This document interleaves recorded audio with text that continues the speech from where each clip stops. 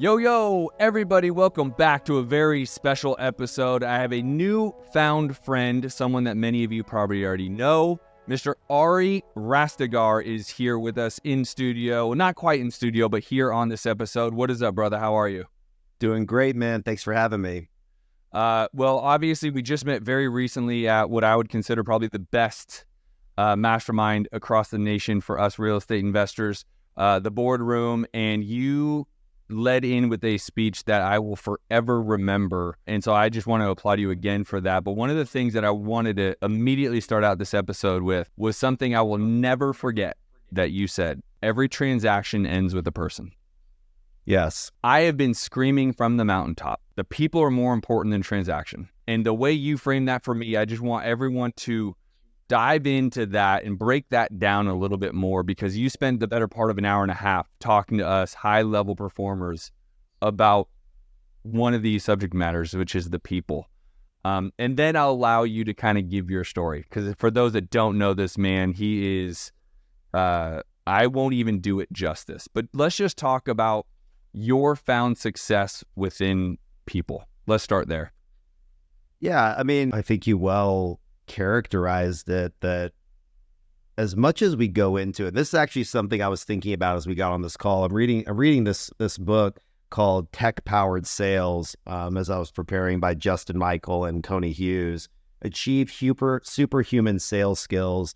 And to me, sales is holy, by the way. Sales is worship. You know, it's a way that we take ideas that move the human race forward and propel those ideas through empathy, through human understanding, through being solution-oriented, and bring them to the masses. So there's one thing, you know, the word sales has this kind of like dirty lingo of like being some used car salesperson, like, you know, on the lot, like shoving something down your throat. And sales in its truest, highest form is human enablement, and basically showcasing something of tremendous value and shepherding it and guiding a potential buyer or customer into something that's going to enhance their life. So doing that in a way that is riddled with integrity and empathy is really powerful. So when we talk about sales, I want to frame,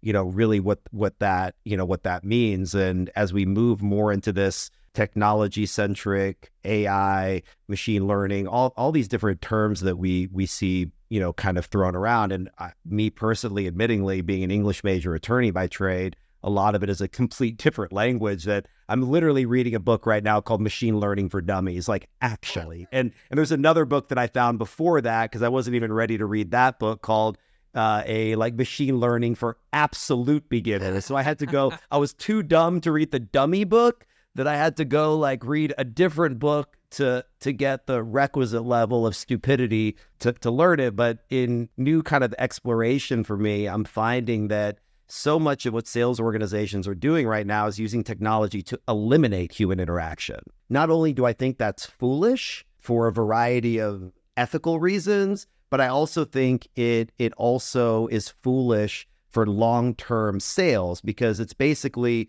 you know, focusing more on what we see as short-term opportunity and metric-driven sales versus actually creating an environment that has, you know, longer stickability, more value creation, and more of a kind of a long-term objective. And so the dance that we're stuck in right now is figuring out, how do we use technology to empower a better human interaction?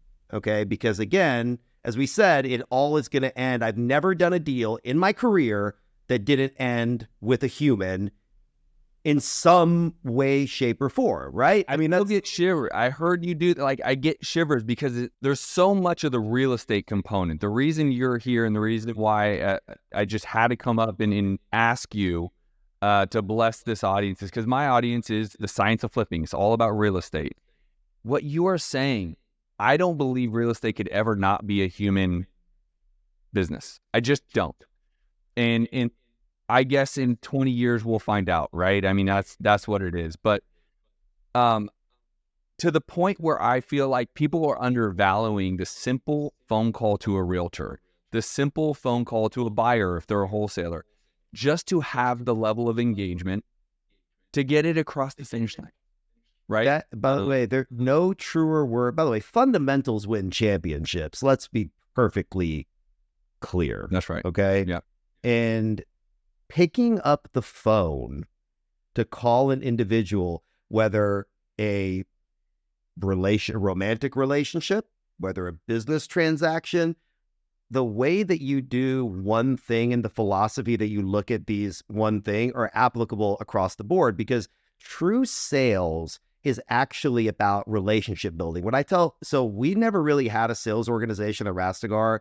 I raised hundreds of millions of dollars myself just by picking up the phone, calling people, word of mouth, performing, internal referrals, etc. And so I never thought at the beginning about building an investor relations team. And now we've started to build a team. And as I'm talking, with our group, and I'm super proud of them, more for the integrity and the authenticity that they bring to these conversations, because, we're a multi-billion-dollar platform now.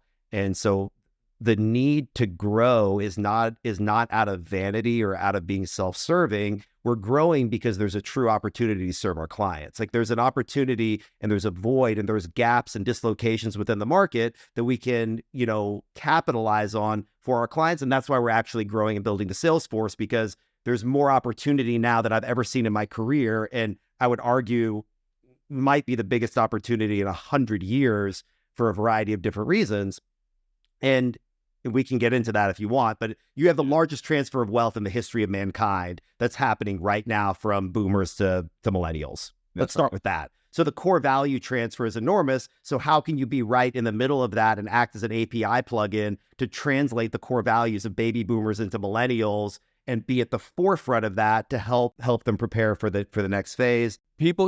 Listen, I want you to tell your story real quick, but what I would say is this. Your connectivity to people and your understanding the human element, and the story just even about you being in New York and sitting at that bar all night long.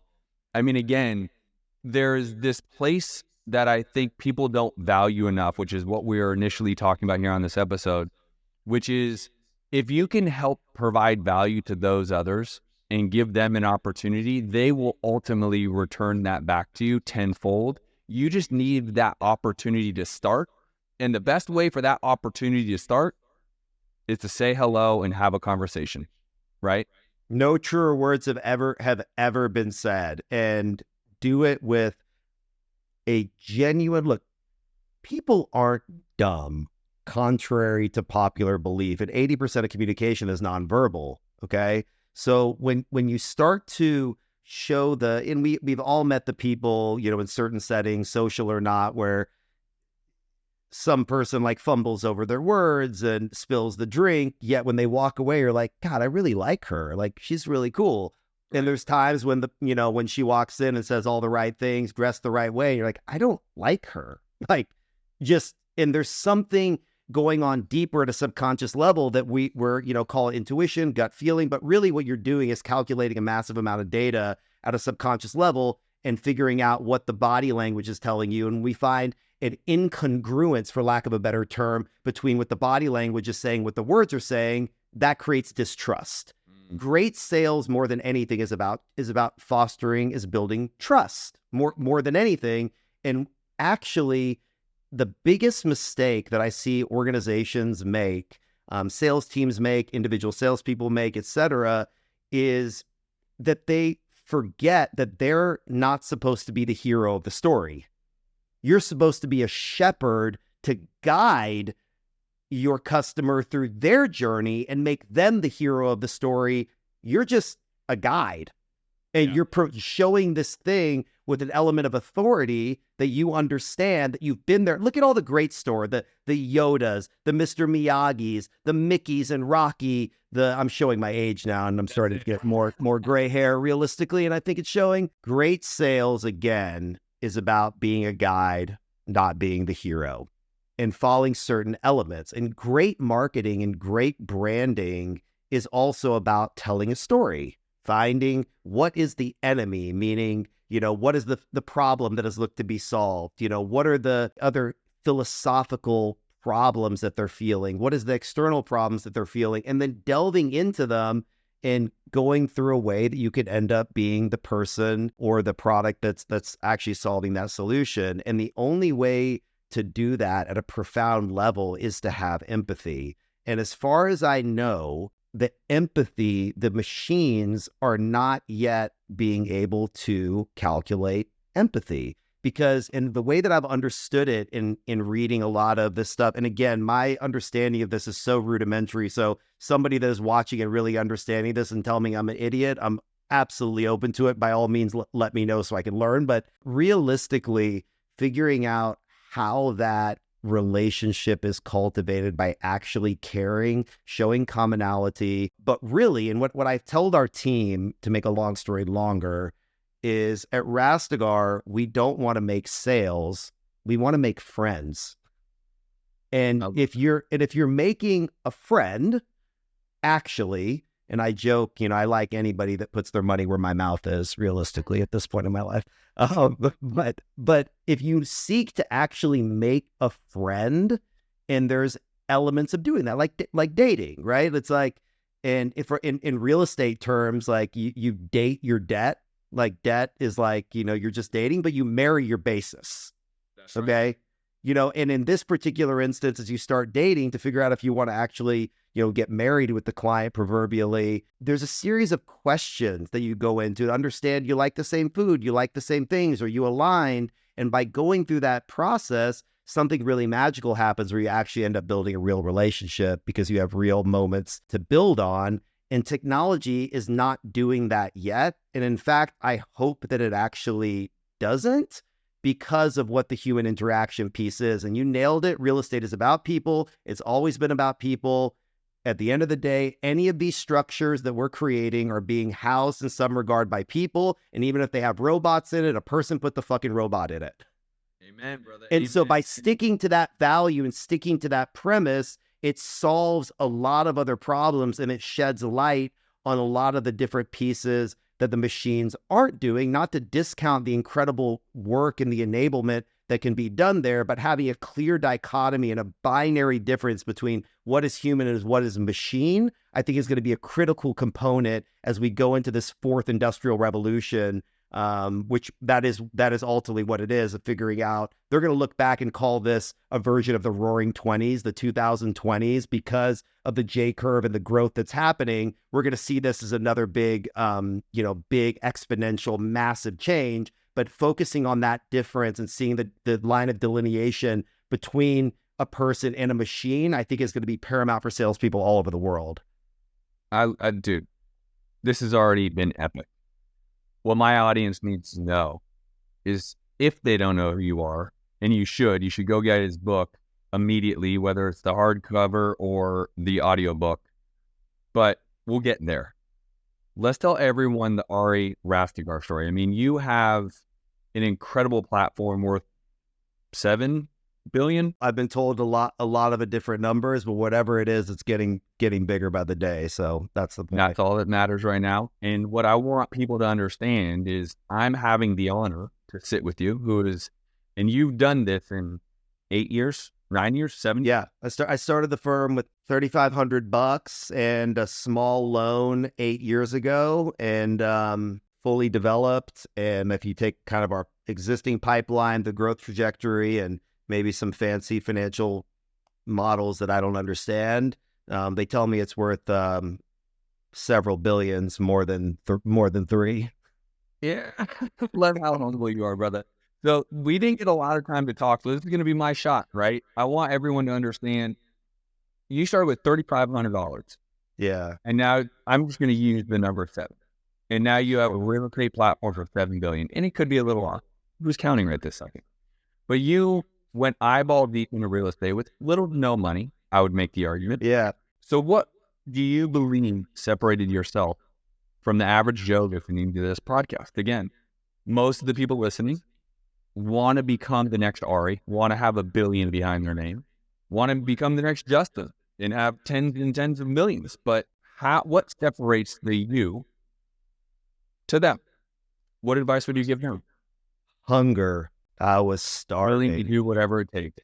hungry. When you're and hunger is a powerful word, and it's not my explanation. I think I saw Tony Robbins talk about it the first time, and it hit me kind of like that light bulb moment of trying to understand what that was. But hunger is a funny thing.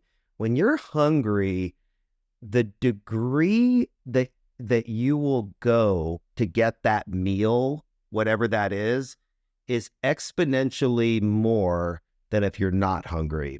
And it's a human, it's natural order. And for me, I had a deep-seated hunger to go do something that I felt was actually going to move the human race forward. And looking at that level, I thought, is there something that little old Ari, who came from not much, I literally delivered pizzas at Double Dave's, I flipped burgers at Johnny Rockets, I worked on a used car lot in between college and law school, I went to community college. Like, this was not glamorous, just to be perfectly clear. Like, this is the antithesis of glamour. But I really felt a deep, deep hunger to not only fill what I felt was kind of a big void in my own security of myself, of who I felt like I needed to be for my own level of self-worth. And as I've gone through the process, it's another discussion, but I've come to find that the substance that was going to fill that void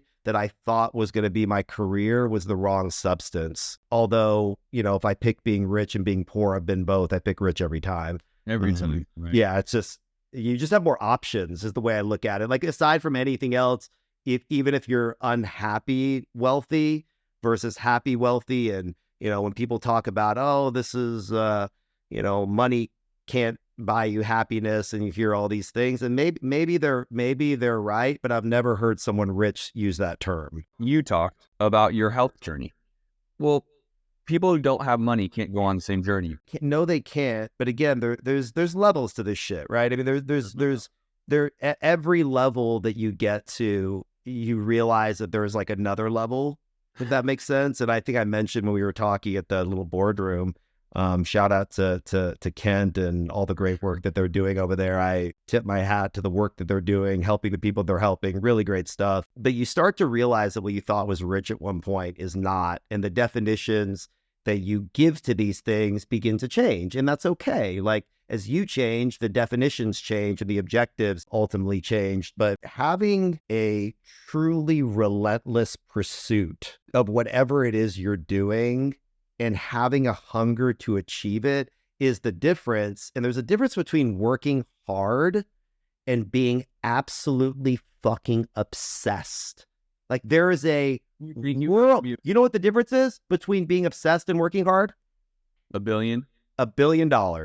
Yeah. That is the difference between, you want to turn M's into B's, you have to go from working very hard to being absolutely obsessed, and even one step further, with a unified objective, right? And use whatever analogy you want, whether it's the microscope with the sun, focusing energy, dilution of time, whatever way that you can understand it, great. But the true obsession with that individual singular objective, and it doesn't necessarily have to be selling that one product, because the versatility and the flexibility of an entrepreneur might be one of their most important characteristics, because if you're not innovating and evolving, you're fucking dying.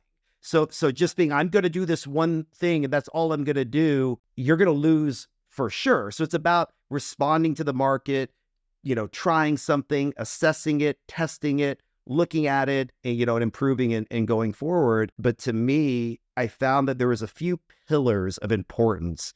And one of them, as you mentioned, is health, because, healthy people make healthier decisions. Healthier CEOs have healthier businesses. People that have a certain amount of health don't usually act out in ways that are more unethical or more, because you're healthy, because you're not experiencing some of those negative. And look, experiencing what you call negative emotions in the 80-20 hierarchy is part of being human. The way that things go up and down and touching the myriad of emotions and the cycles that go through it. But where are you living? Are you living in the place of that negative, unhealthy world? Or are you living predominantly within the place of what we believe to be healthy behaviors? Take the best shooters in the world. At best, they're shooting 52, 53%. That means they're living in the negative territory or whatever, almost half the time. And that's the best shooters in the world. So for me, it was about figuring out how can I have the most energy to continue to work at the highest levels, and not about hours, but about productivity. And how can I be true to myself and having enough self-awareness to know when am I actually effective? I was telling the team this morning, as much as I've tried to do the 5 a.m. thing, just not doing it. I get in flow around 8 p.m., 9 p.m., and I'm up till 2, 3, 4 o'clock in the morning. So for me to get up at 5 o'clock in the morning is fundamentally unproductive. It's not for Ari. And God bless those savages like Goggins and Jocko that are out there getting up at 5 and doing the things that they're doing. Awesome. I'm getting in what I believe to be, my version of the work and the productivity just through different hours, but having that self-awareness to know what works for you, when is it productive, but nothing is going to overcome obsessive, mind-numbing, painfully difficult, hard work. I mean, there's nothing that is going to substitute that. No app, no technology, no nothing other than just ridiculously insane levels of hard work and dedication. I think, in whether you like him or love it, but Grant Cardone's book, 10x Obsessed, I think, or that is exactly what he is saying. He said that Grant's done a lot of great things, man. I know Grant personally. I wouldn't say that we're, friends, but we text back and forth here or there. And he was down here looking at one of our properties with one of his teams or TV shows to maybe buy one of our properties. I went down there. We spoke a few minutes. And Grant is a testament to obsessive hard work, determination, the trials that he's been through of effectively being homeless, being, struggling with drugs and addictions. And Grant's 65 years old, by the way. Yeah. So to look the way that he does, have the energy, the vibrance, there's a lot of, admirable characteristics that are there. The people that he's helped. If you go nitpick somebody, put a microscope on them, you're going to find imperfections. You're going to find issues. You're going to find problems. So fuck all that. But what he's done too with some of the health things as well is really help people become conscious of health. And what I like about him more than anything in that arena is that he walks the walk. I mean, he's got, under 10% body fat. You can see it in his arm. You can see the effectiveness. Like he lives that, and it's allowed to give him energy as 65 years old that I don't think most 25-year-olds have. And so I really admire that work ethic and that dedication to health and wellness.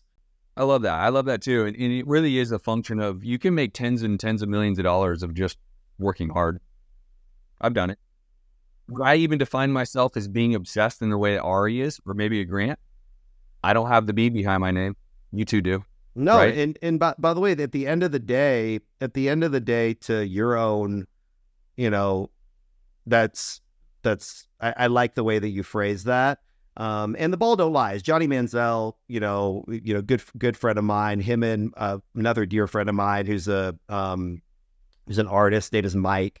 Those of you who don't know who Mike is, go to Spotify, look at he's just an unbelievable talent. It's especially deep guy. Him and Johnny are really good friends. They did a little podcast together, and he has a song that came out recently called Ball Don't Lie. And that analogy or that phrase is so profound for so many reasons. It's like the ball doesn't lie. Either went in and when it didn't go in, didn't go out, right? And like, that's just a fundamental truth about everything, whether it's, you said it's binary, whether you have the B or you don't. But oftentimes the result is delayed. And we have to be very conscious of that, because being obsessed and doing the work and the things that I feel like even in these past conversations, in talking with you, I can hear some more intensity and I could hear it in your voice, propagating. So I don't think anybody should be betting against you. That's a loser's bet. I'm certainly betting that you'll get there. Appreciate But we need to be gentle with ourselves sometimes about letting the result dictate the process. And I am a huge believer in process over performance at the beginning stages when you're building, like really focusing on what the process is. And all the greatest, coaches in athletics will tell you, it's like, run so-and-so play, then do it again, then do it again, then do it again, shoot it free, do it again, do it again, do it again, do it again. So, progress also has a J curve of growth. So even though some of those external results might not be there just yet, it doesn't mean that, that you're not doing the work. And as Warren Buffett, said, you can't make a baby in 1 month with 9 women. So some things just take time. I don't think that is phenomenal. Well, first of all, I don't want to overlook the compliment you gave me. I really do appreciate that. And listen, I have 5 pillars of success that I have defined. And the 5th pillar, which could easily be number 1, is what I call removing any time result expectation. So what you're saying, the result. So the 5th pillar to Ari's success or even my success, I will have a B behind my name. I say that outwardly. I'm telling you that. It will be there through real estate, the same way yours is through real estate, same way it's granted, etc. But I'm also old enough and aware enough and been in this game long enough to realize it won't be overnight. It won't be, and I'm not going to put it in. If it happens, I'm going to do it the way I define it, as fast as I can. Or as fast as the opportunities present and as fast as you're able to provide value. And I think that's the other piece is, the speed at which, so becoming a billionaire, a millionaire, or whatever those terms are, whatever level of wealth you want to get to, I lean on what Rockefeller said. One of the only times he ever talked about wealth openly. And there's a phenomenal documentary that I think everybody should watch called The Men Who Built America. It starts with Cornelius Vanderbilt, who they call the Commodore, and his relationship with Andrew Carnegie, and then Rockefeller and Henry Ford and J.P. Morgan and Tesla. And it just goes to this chronological exploration. I think one of the History Channel affiliates made it, but it's true to form. It's factually accurate, I should say. Yeah. One of the things that Rockefeller said about being a billionaire was, I made 1,000 people millionaires.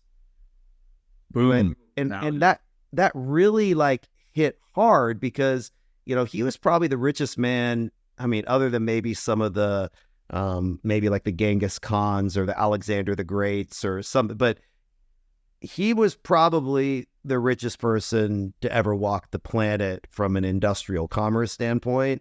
And for him to say it, a very pious man, a God-fearing man, didn't drink alcohol, that was his definition of what a billionaire really meant, was making 1,000 people millionaires. And I think a lot of us would be much better off, more effective and more socially conscious with keeping that ethos at the top of mind in all of our behaviors, all of our planning, and also with the way that we talk to ourselves. Because if that is the focus of how can I build shareholder value, how can I, if I'm going to this opportunity to buy this new apartment complex, what is the value that this is going to bring to my shareholders or bring to my clients? And then putting yourself in the back seat, something funny happens, whether karmically, whether psychologically, but things start to open when the focus is more around contribution than it is about individual significance. I think we literally could do a mic drop on that for all of you out there, right? But I don't want to yet, because I want everyone to go get your book. So let's talk about your book really quick. The book is called The Gift of Failure. I don't know who manages money for a living who writes a book called Failure to give Look, well, you do. I know someone. You. But the first line of the book is, and look, this is not the great American novel by any stretch of the imagination. As a avid reader, myself, the book is good. It's worth. I'm comfortable saying that the $15 or so to get it, you're gonna get your money worth. Beyond that, I'm not sure. I will tell you, and I will promote the shit out of it because I have read it. I'm also an English major. So by reading it, though, let me define that. I listened to it. Okay. But I did the voice recording myself. I did the audio too. What an ass beating that must have been, by the way. Oh my God. Oh, it's fucking terrible. Yeah. I was sitting in a little booth the size of like, a very small not walk-in closet, and it was brutal, painfully annoying, to be honest. Yeah. No, I can imagine. But talk to everyone about that. I mean, I think it is absolutely incredible. This is why I had it. It's a must that we had to talk about, is because if you are listening to this and you do want to get into real estate, you're listening to a billionaire within real estate, a soon-to-be billionaire within like the things he teaches in this book, what he says, his outlook on life, his outlook on business, fundamentally is everything I believe in. That is why I immediately gravitated towards this man, his best friend, Major. Like, I was just like, dude, I need to be in your guys' world because, like, psychologically, the method you go by, like all of it. I said, dude, we're so in alignment. It's insane. So talk about the book briefly. Sure. And at least get a gist, because I think everyone should spend their $16 and skip their next 1 or 2 Starbucks coffee if that's an issue, which is a whole other issue if that's a real issue for people. That might be a separate conversation. Yeah. Well, I think first it's I kind of thought of it as, could I build a little bit of like a Cliff Notes version of the 7,000 self-help books that I've read over the years, and take some of the, the ideas, the great quotes, and give a little bit of personalization of just like the journey that I kind of was on, and break down into the topics that I find to be the most important. And the book is a lot about different tools, and there's takeaways of things that are actionable, that can be brought out of it, that aren't overly complicated. Because I've just come to the belief that, and I wrote the book at an 8th grade reading level. I mean, so great. My 7-year-old son read the book. My 10-year-old daughter, read the book, and there's definitely questions and some things that needed to be articulated better. But that's one thing that I think is important about it. That is, the fancy words and extra syntax, or like I did my best to get rid of that as much as possible. But the word failure is a failure. Like, the use of the word is failing on the baggage of negativity that it carries with it, because failure is the other part of success. And I know we've heard these in little memes or motivational quotes or things of the nature, but it really is. It's like you're learning to walk. You stand up, you fall. You stand up, you fall. And there is this funny place, socially, culturally, that we started to take away the learning mechanism that is inherent in failure. When we're watching our toddlers, learn how to walk, they stand up and fall down. Oh, you got it. Get up, go do it again. And then somewhere between it, in kindergarten, first grade, I don't know when it happens exactly, but it starts to turn into, you missed the problem on your test, so you're a fucking idiot. Right. It's like, what? Hold on. Like, I was just falling down and getting up and learning how to walk again. And it was like, good job, way to go, honey. And now I'm an idiot. Like, so that's a different kind of discussion. But the point was to say, can we find within the things that we're failing a lesson that can truly be extrapolated? And what makes something a failure to me is just not extrapolating the lesson, because, either you're going to win or you're going to learn. I mean, and those are the final ways that I've come to learn in my own journey, because it's been riddled with failures. I wish I could say that I had a shooting percentage like Steph Curry or Michael Jordan, being in the low 50s. Mine is maybe in in the single digits. Totally. But let's see that again, because I think people look at the people's success like you've had in 8 years to be able to build this incredible business. Along that way, like you're saying, a single digit, like in relative, the analogy you're using, right? Like Guys, you have to understand the humility of this man, but it's just real. Right? It's the truth, man. It's actually the truth that it's not and it's not false humility, because when I use that single digit, look, in doing deals, I have the highest shooting record in the game, and nobody's going to ever beat me ever. Let's be very clear. In the deals, when it comes to my investor money, let's not go there, because no, I don't take shots that I'm not going to make.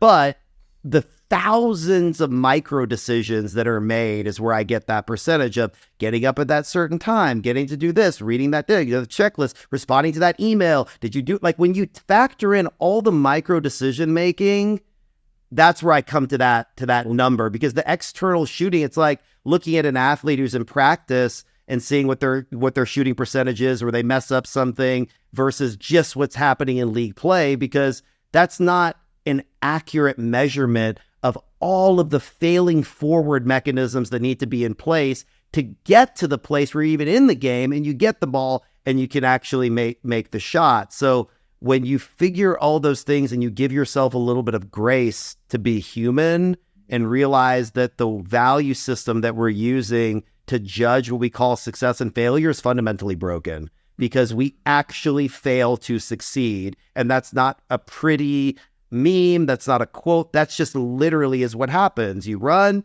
yes, you get better, you learn from it, and you move along this journey in life. And the point of the book was to help re-signify what that word means, and hopefully take some of the baggage away so that we have the boldness and the courage to fail. Because if you have the courage to fail, and you have the courage to look stupid, to be laughed at, to be criticized, which is also par for the course, you're going to then gain the internal armor that it takes to actually become successful when it really matters. Guys, I hope you guys rewind this, rewatch this, go to YouTube, go to social media, get to know this man. He will empower you. He will help you. He'll make you happy and ready to take on the world. He'll make you cry. He's an amazingly dynamic man. I've been fortunate to meet his best friend and his wife. Dude, thank you so much for blessing this audience. I really appreciate your time. It is not lost on me how busy you are. And so thank you very much. Justin, thanks for having me, bud. Hope to see you soon. Absolutely, brother. Later.